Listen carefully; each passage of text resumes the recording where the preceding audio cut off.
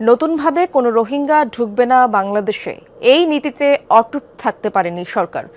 গত মার্চের পর থেকে কক্সবাজারে নেমেছে রোহিঙ্গাদের ঢল। সীমান্তরক্ষীরা বলছেন সরকারের নীতি পাল্টায়নি, কিন্তু তাদের অজান্তেই দেশে ঢুকে পড়ছে রোহিঙ্গারা। গেল মার্চে কক্সবাজারে রোহিঙ্গাদের সাথে ইফতার করেছিলেন জাতিসংঘ মহাসচিব অ্যান্তনিও গুতেরেস। সাথে ছিলেন প্রধান উপদেষ্টা প্রফেসর মোহাম্মদ ইউনুসও। সাম্যর বছর ঈদের সময় যেন অনার বাড়ির মধ্যে তাই থেকেই লাখো রোহিঙ্গার ভারে বিপর্যস্ত বাংলাদেশ।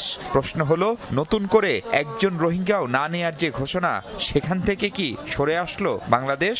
বলতে পারি যে 1.5 লক্ষ রোহিঙ্গা ক্যাম্পে প্রবেশ করেছে এবং এটি অনেকটা মরার উপর খরার ঘাড় মতো। প্রতি বছর 30,000-এর মতো নতুন শিশু জন্মগ্রহণ করে।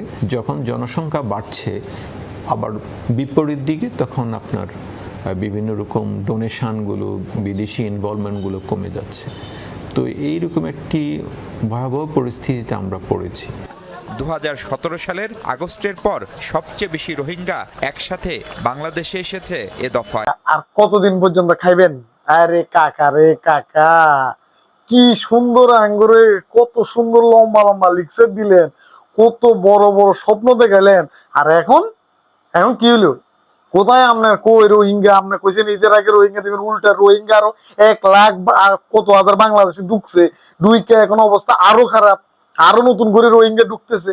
আপনার আর্মি বিডিআর নাকি জানেই না যে কোন দিক দিয়ে রোহিঙ্গা বাংলাদেশে ঢুকে যায়।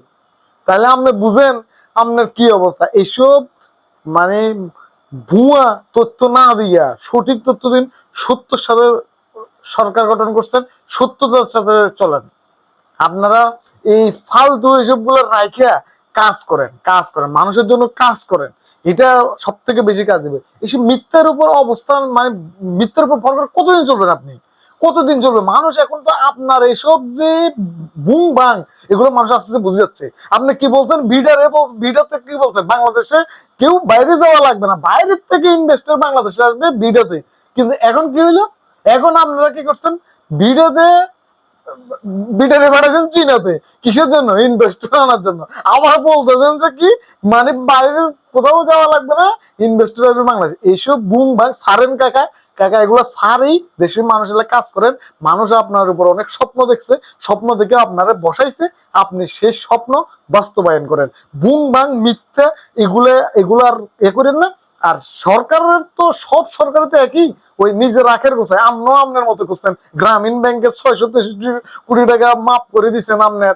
তারপরে আপনার 5-10 বছর